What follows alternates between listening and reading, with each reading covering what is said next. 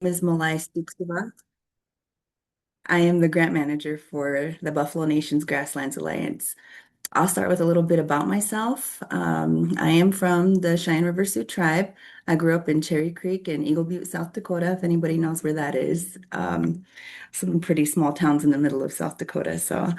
I currently reside in Rapid City, South Dakota, with my fiance Cheyenne and our kids. I have 4 kids total.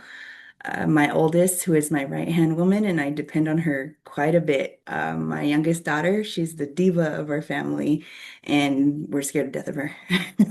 Just kidding. My son, who is my youngest son, and I like to joke around that he is my favorite. The kids don't like that one too much, but I have a bonus son who is 9 years old, and he loves my cooking. I like to fish, and in the past few years, I actually took up fly fishing in the past few years. And my ultimate goal is to go to San Francisco and to go crab fishing. So I'm working on that. During the spring and summer and fall, our family likes to attend powwows, and we forage the lands quite a bit. So that's a little bit about me. With my professional background, I have a little over 10 years experience in grant management. My education, I have a Bachelor of Social Work from Oglala Lakota College, and I am currently studying Master of Legal Studies with an emphasis in federal Indian law at the Sandra Day O'Connor School of Law, Arizona State University. So I am a candidate there. Move on to the next slide. The purpose of today's session is to give you practical real-world strategies for producing strong, compliant federal grant reports. Everything we'll cover is grounded in the 2 CFR 200, the uniform guidance, which I'm sure most of you are familiar with. So you'll walk away with tools you can use immediately. Strong reporting isn't just a requirement, it's a way to demonstrate impact, build trust, and position your organization for future funding.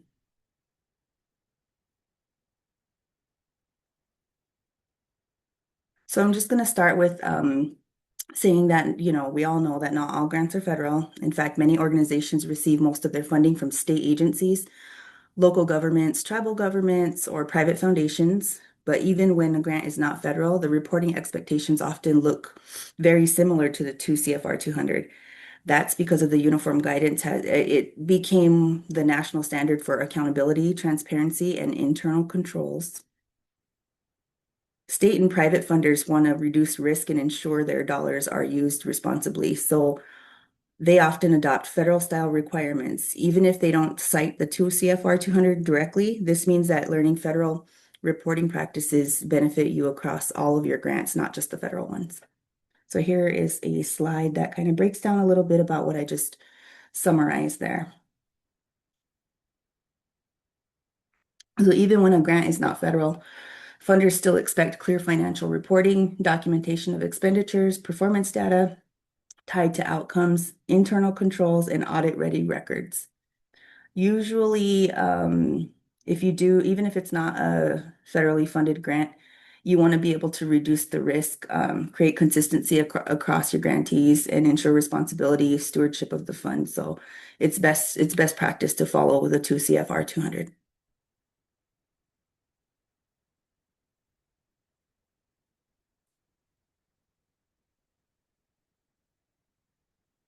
So this slide summarizes the core reporting requirements directly from the 2 CFR 200. The uniform guidance is very clear that recipients must provide accurate, timely, and complete financial and performance information. So section 200.328 outlines what must be included in performance reports, including accomplishments, comparisons to goals, and explanation for any deviations. Section 200.302 requires strong financial systems that support accurate reporting.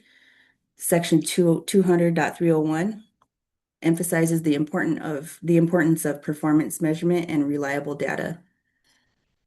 Record, sorry, excuse me. Record retention requirements in 200.334 ensures documentation is available for audits and for organizations with subrecipients. 200.332 requires ongoing monitoring and collection of their reports. These sections form the backbone of compliant federal grant reporting.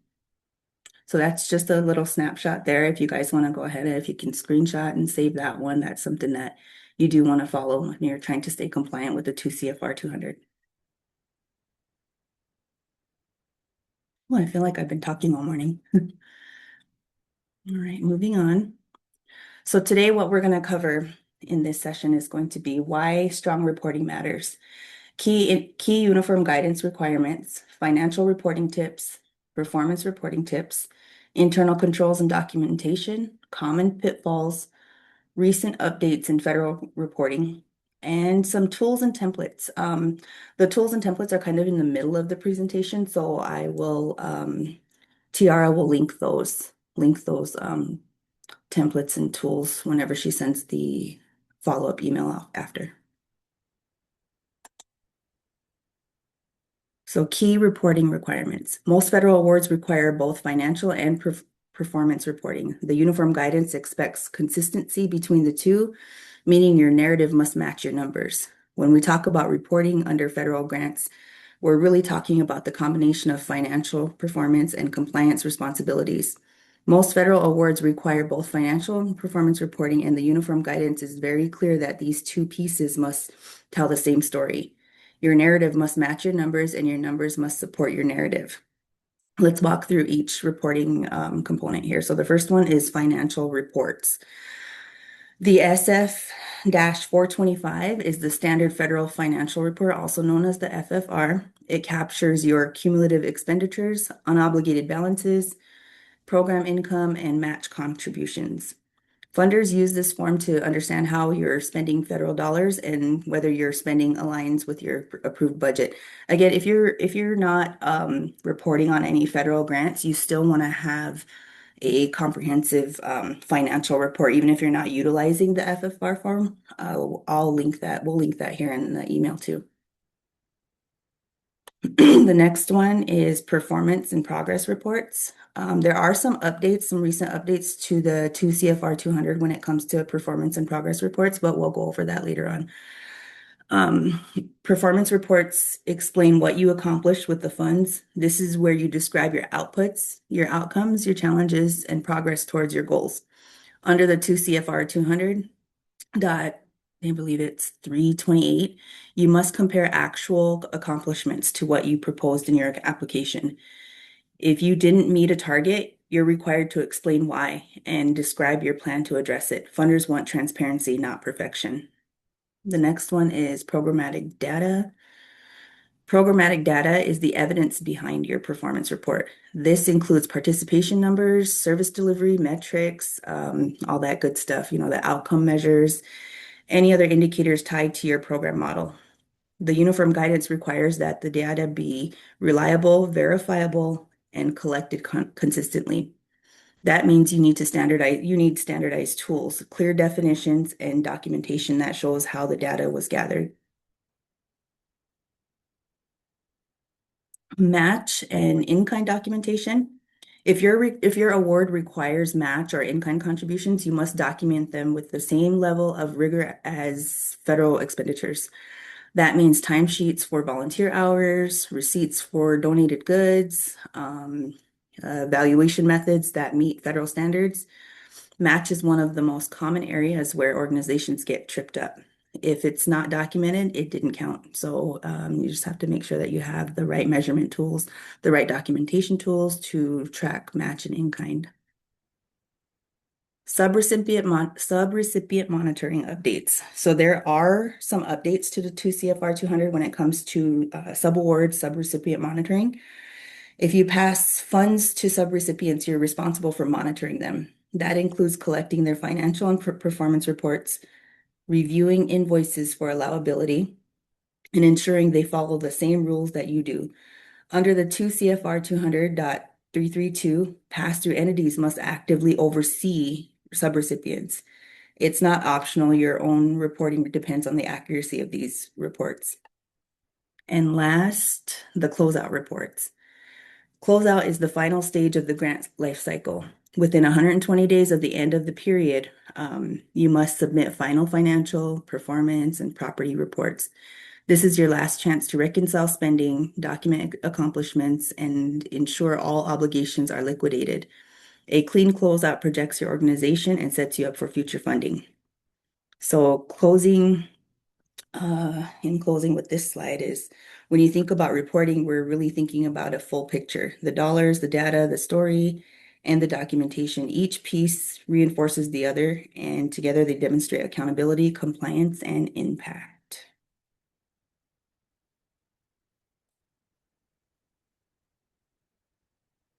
So this is just a little explanation of the FFR report. Like I said, not a lot of like your donations and some of your state grants, they may not require the FFR report, but it's actually good to study this. For the SF 425 Federal Financial Report it's a standardized form used by the federal government, so it just depends on the grant that you have. The SF 425 is required for recipients of federal grants to provide a clear record of financial activity related to their award. So reporting periods and deadlines with the SF 425 interim reports. Usually those dates are March 31st, June 30th, September 30th, and I have a typo there. It's supposed to say 12/31, not 12 and 31. Quarterly and semi-annual reports are due no later than 30 days after the end of the reporting period. Annual reports are due no later than 90 days after the end of the reporting period. Final reports, like I mentioned earlier, they're due by the end of the project or grant period. Usually the final FFR is due 90 to 120 days, so that gives you enough time to reconcile a lot of your expenditures. I'm going to give you an example of what those forms look like. So the SF 425 form is on the left side. This one, yeah, this is an updated one. It expires 6/30/2028, and that's what this form looks like. I wish I could put the rest of the snapshot on there because it's actually a couple pages long. And on the right side, you'll see the federal agency form instructions. It does come with instructions, and again, we'll link those in the follow-up email if you guys want a copy of these. So building a reporting workflow. Reporting shouldn't be a scramble when you're when you're trying to build reporting into your monthly workflow.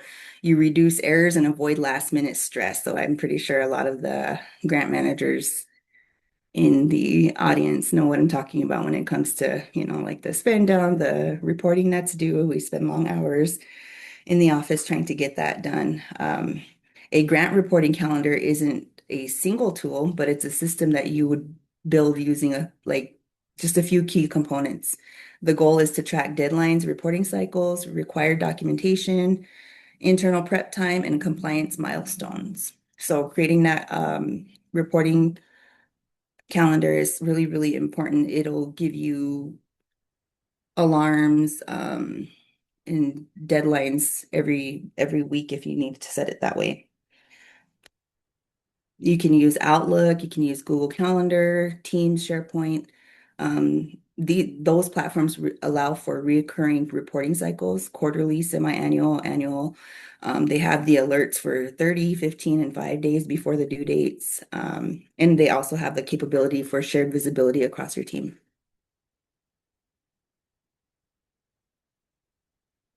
So documenting everything, keeping receipts, documentation is your best defense in an audit.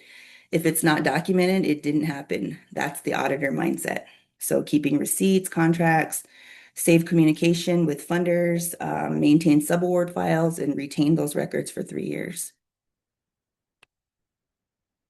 So align narratives and financials. This is just a 3-step crosswalk is what we like to call it. It's called cost outcome mapping. It's really good to keep. This is for your records. It is good to keep this, to put this in your narrative, but this is just a way to track all of these.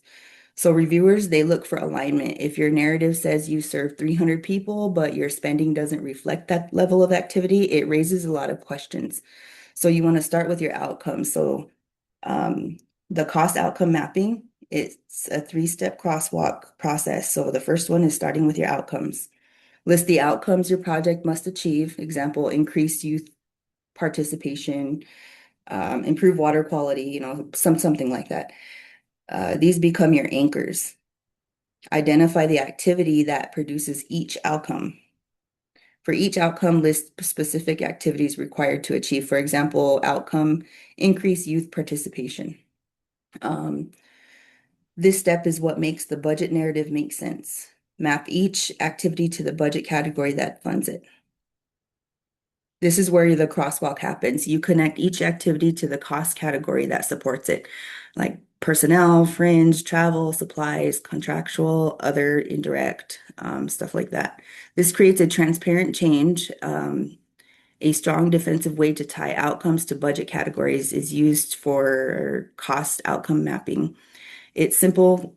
It's a simple, compliant way to stay aligned with the 2 CFR 200, and funders love this type of mapping because it shows exactly how you're spending. So this is just something that you can create for yourself and keep track of all of your data in there and how it aligns with your spending. So collecting performance data consistently. This is something that prevents you from having to uh, cram everything, cram your time, especially when reporting time comes, whenever you're scrambling, trying to find all the data and all of the activities. Consistent performance data is the backbone of strong grant reporting. When we collect data the same way every time, we can trust our numbers. We can tell a clearer story and stay fully compliant.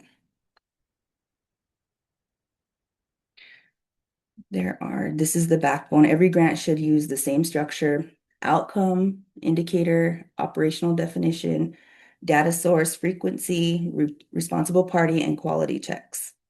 So this is the standard performance data model that is listed in the 2 CFR 200.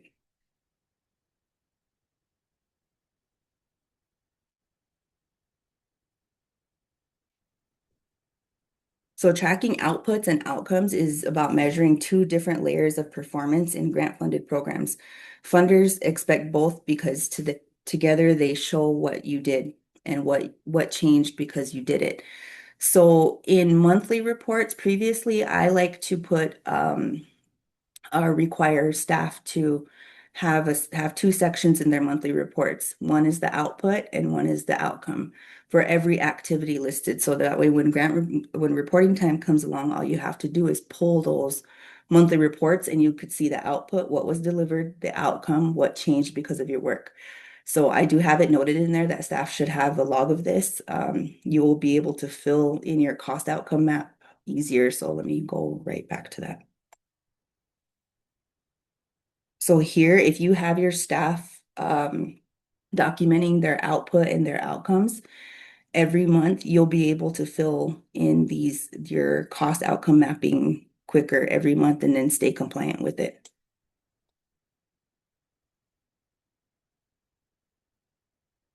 So monthly or quarterly pulls, I like to pull monthly.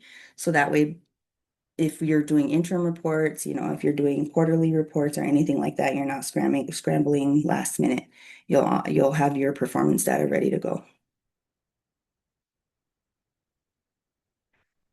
Moving on to subrecipient monitoring. This is one of the most common audit findings. The federal government expects you to act like a pass-through entity with real oversight responsibilities. Monitoring subrecipients means verifying that they are using federal funds correctly, meeting performance expectations, and complying with all applicable regulations. So the regulation requires you to assess the subrecipient risk, include required terms in subaward agreements, monitor programmatic and financial performance, review reports and documentation, issue management decisions on audit findings, ensure corrective actions are completed. In practice, this becomes a repeatable monitoring system. What you must report on for subawards. For the federal expectations, you have to report on financial status, performance status, compliance status, subaward modifications. So for the financial status, that's like the amount awarded, amount spent to date, match contributed, budget variances, invoice status, allowability issues, performance statuses. You want to report on outputs delivered, outcomes achieved, uh, progress toward milestones, data quality issues, missed deliverables. That's something that's really important. You do want to include your missed deliverables in there as well.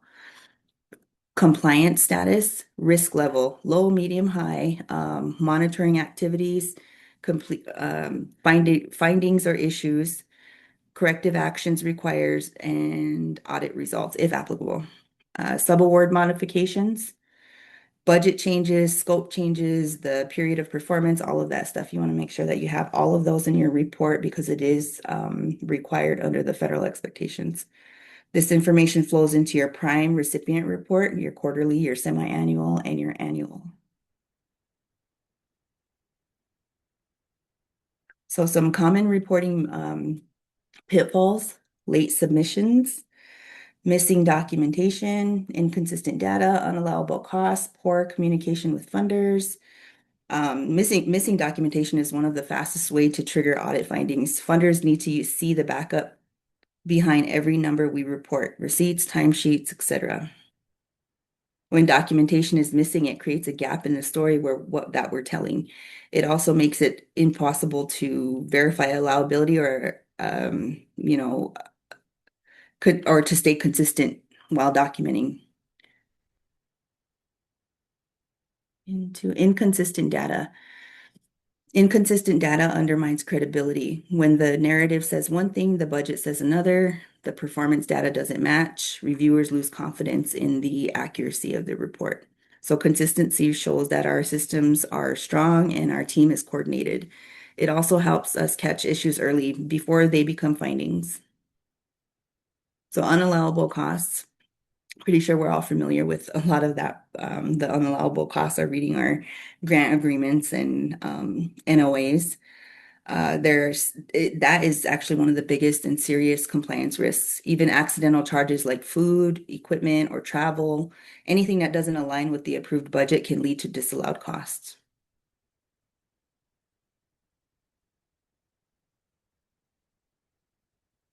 Poor communication with funders can turn small issues into big problems. Funders don't expect perfection, they expect transparency. If something changes, if you're facing delays, or if you need clarification, communicating with them early, it builds trust and protects the award. Strong communication shows funders that we're proactive, responsible, and committed to delivering results. So there has been some recent federal reporting updates.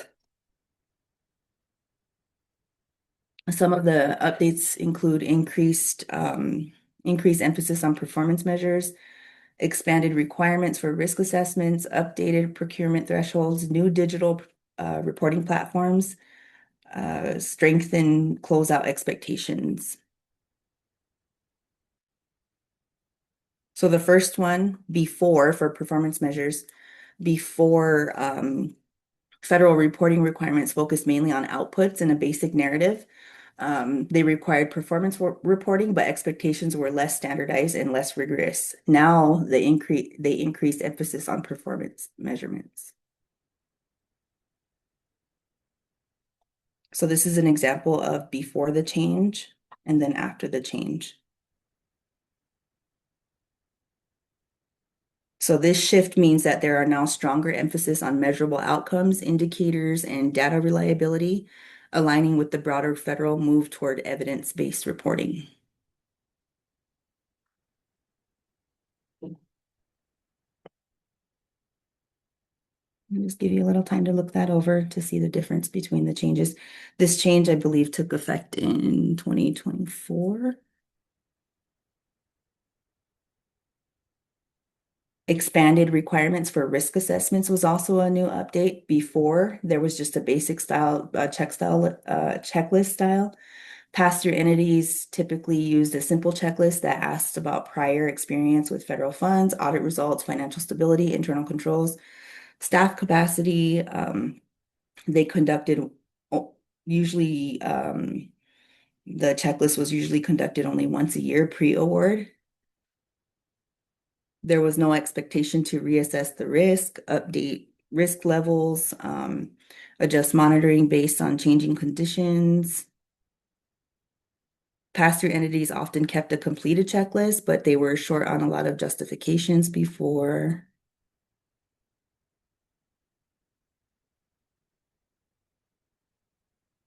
and after. The new updates require expanded, more formalized and better documented risk assessments, including more detailed scoring, evidence-based responses, internal control review, financial analysis, annual or periodic reassessment, direct linkage to monitoring plans, documentation of how risk levels were determined. This aligns with the federal shift towards stronger oversight.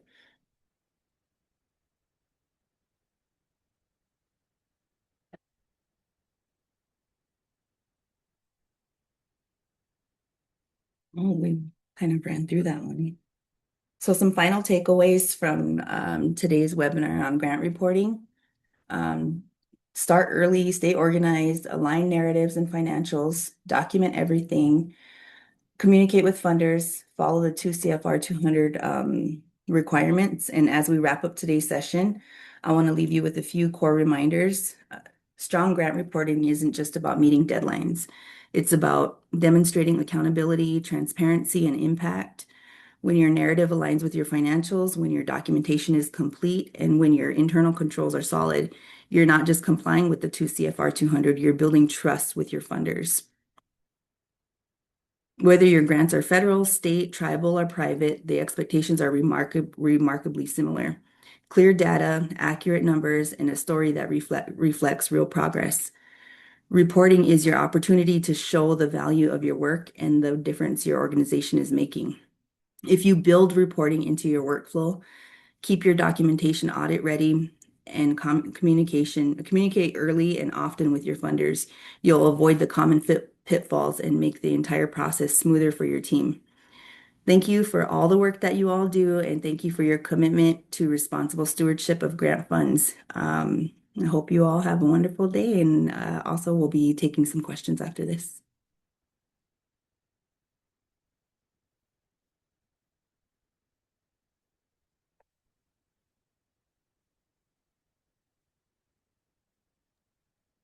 Thank you, Malai. So we do have a question from Devin. Um, to track communication, would you suggest creating an email just for the grant communication? What was the question? Would you suggest creating an to track communication, would you suggest creating an email just for the grant communication?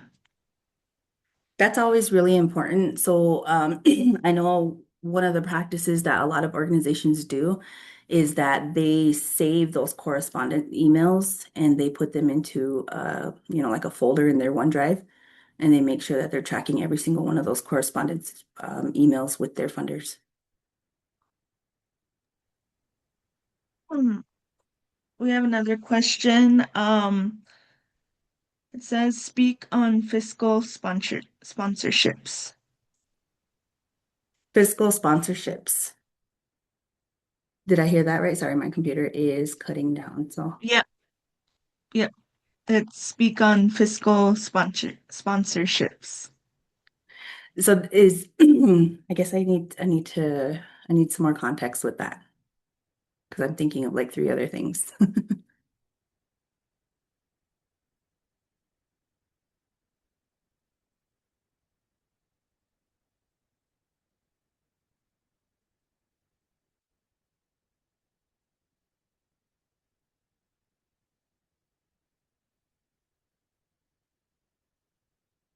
So when I think of fiscal sponsorships, I often think of like a couple of different things. There are other agencies that you can contract that help you track a lot of those fiscal sponsorships, or so there are agencies the ones that you can contract there, like for evaluation, even grant reporting itself. You can contract them, and then they'll help you track those.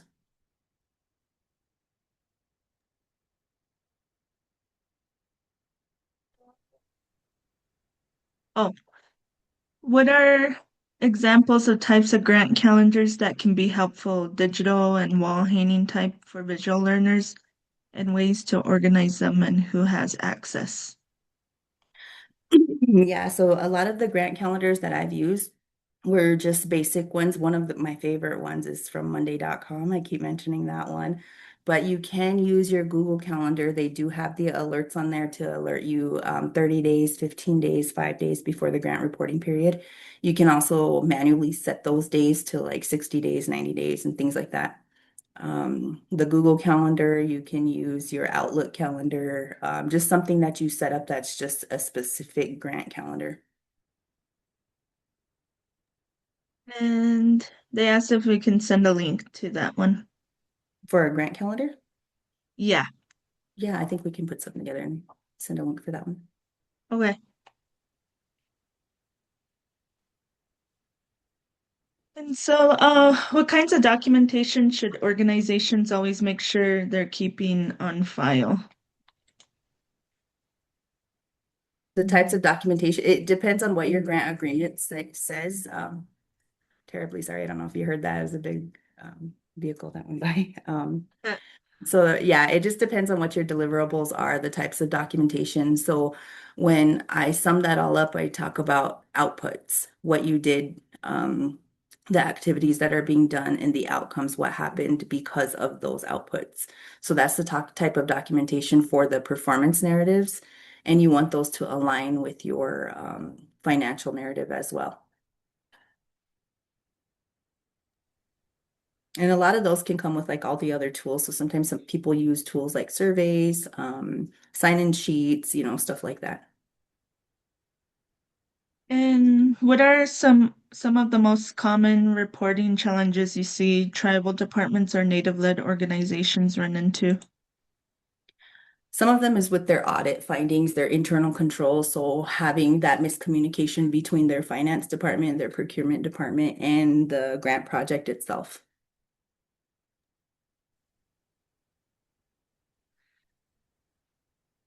And why is strong grant reporting so important beyond just meeting a funder requirement?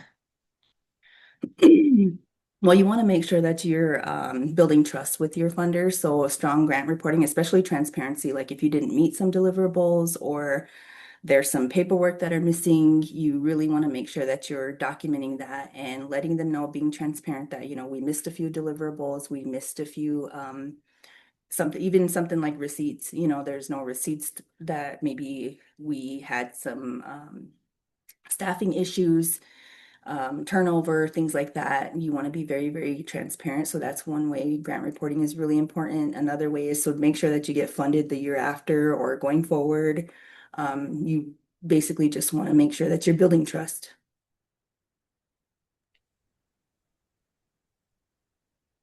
And for organizations with small staffs or limited capacity, what are some simple systems that can put in play they can put in place to stay organized with reporting?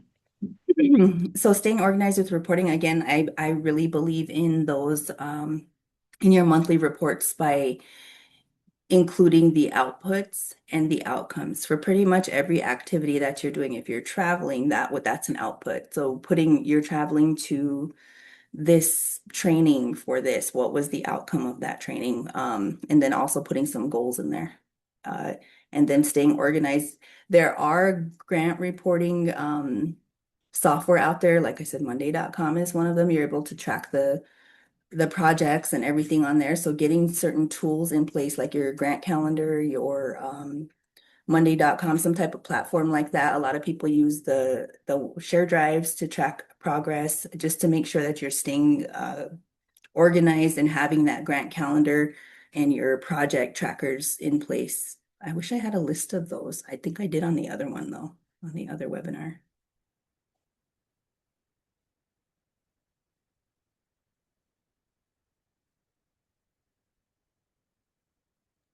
And if you're getting funding through a fiscal sponsor, how would you communicate compen competency? Sorry, I can't pronounce that.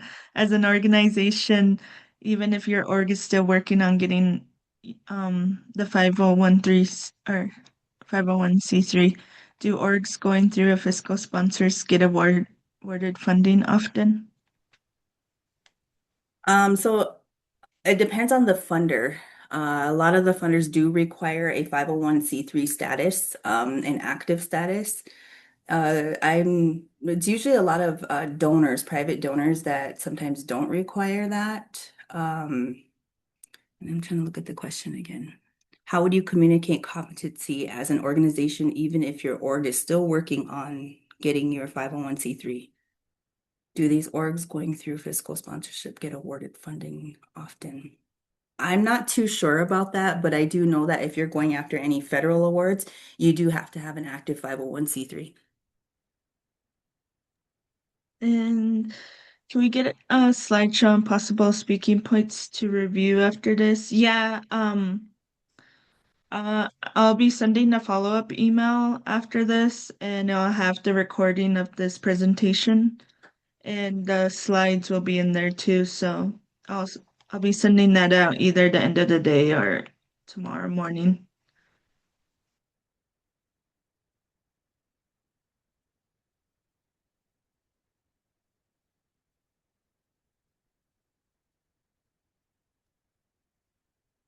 And what are some best practices for collecting performance data consistently across reporting periods? I did have that slide that shows that you again tracking your outcome or your outputs and your outcomes monthly. And the grant manager or whoever's overseeing the grant wants to be able to pull those either monthly or quarterly and then put them into their own tracker, like that cost mapping that I showed. That is one of the ways to be able to consistently track all of the expenditures, make sure that every activity is aligning with the expenditures. And I would prefer to track those monthly. And if if it is a new org, has no grant history, how could you go about reporting that in a proposal and still have a good chance at being awarded funding? So with the new 501(c)(3 or new organization, when they've never been funded before, they're just now getting off the ground. I've seen them do a lot of research. So that's where your strength in your proposal is going to be is your evidence-based research. So you want to, that was in our other webinar. I had a list of all of the research websites and organizations that have accurate research like IHS, the the GSI and all of those. So you want to make sure that your proposals are based off of evidence-based research.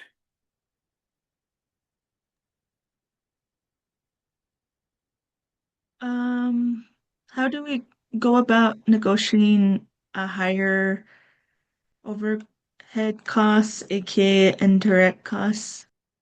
So a lot of times that depends on the organization and the need. The de minimis rate, I believe, is 15% for indirect.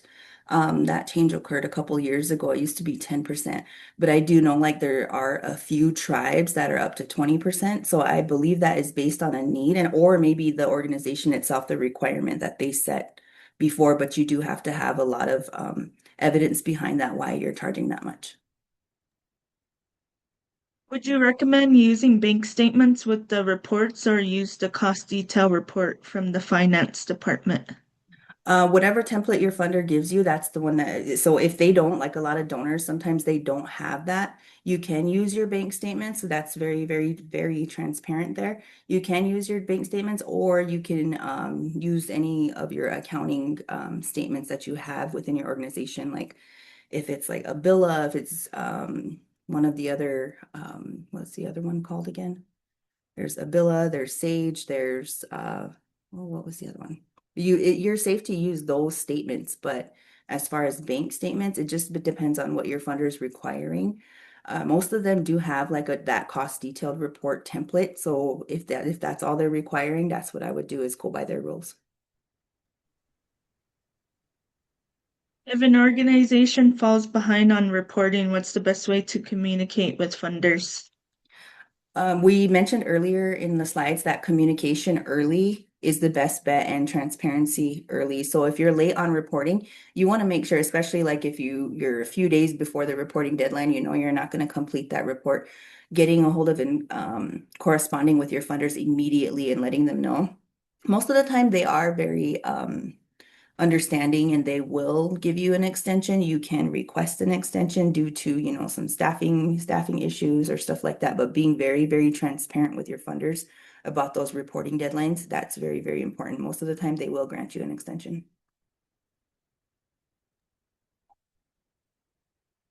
And for organizations that are newer to grant management, what's one thing you think they should prioritize first when building a reporting system? One of the things to prioritize initially is to get some training in basic accounting and how to pull reports from that and align them with your deliverables and activities, actually, and finding that the right tracking system, whether you're going to use Excel or Monday.com or one of the other grant reporting softwares, to be able to track and align those cost principles, just to be able to understand it and initially really, really know your NOA, your notice of award. Other places call it grant agreement. You have to know those like the back of your hand. So that'd be the first thing to do is to study those.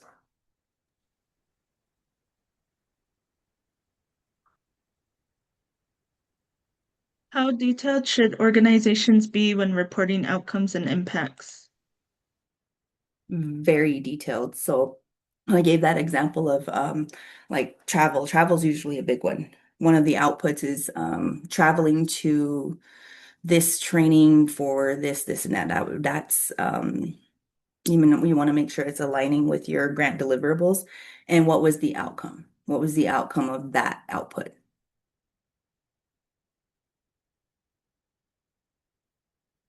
I'm sorry, did I answer that question right? I think my train of Yeah. thought kind of went other places.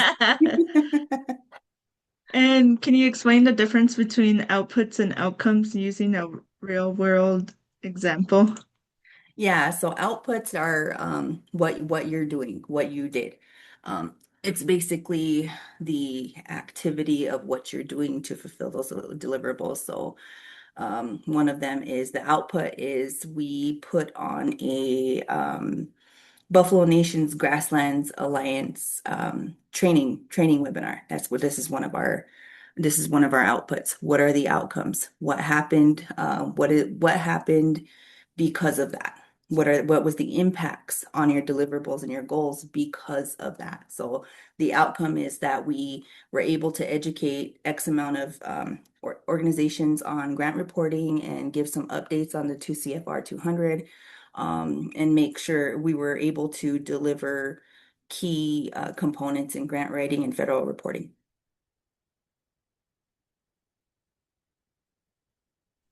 And how often should organizations review or update their internal reporting workflows?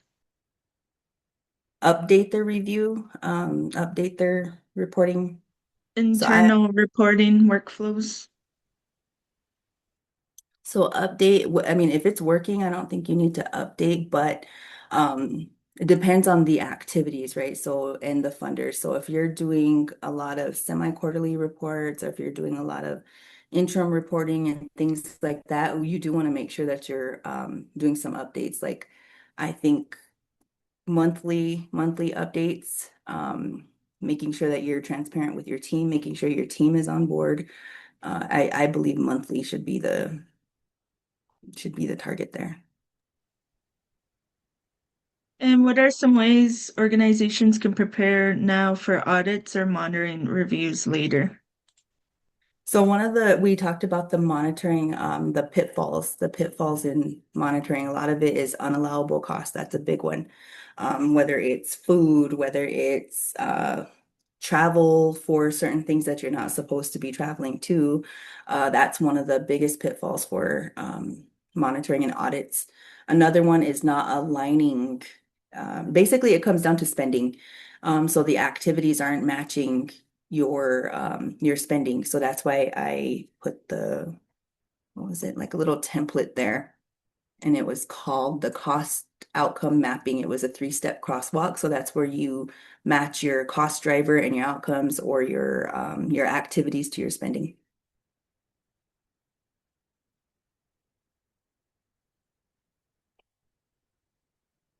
And what are some examples of unallowable costs or reporting mistakes that organizations should watch out for? So some of the biggest pitfalls for that, like we just mentioned, were a lot of food. Some things like that with tribes. I know, like whenever we put on events and stuff, we want to make sure that we're, being good relatives, and we're feeding the people, and we want to purchase all of this food. Some grants do not allow foods. Like there's some grants that even allow maybe $2 per person. So that's another pitfall that people fall under is it's mainly just spending.